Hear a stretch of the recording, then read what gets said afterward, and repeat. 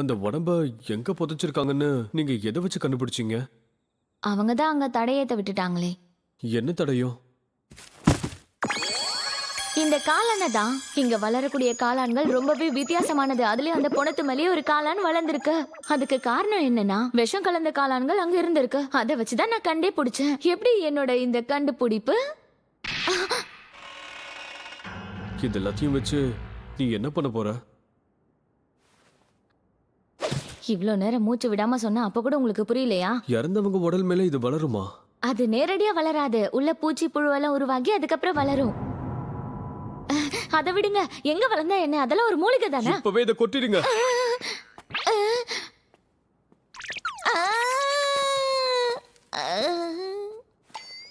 என் ஆர்வத்தை இப்படி காலி பண்ணிட்டாங்களே.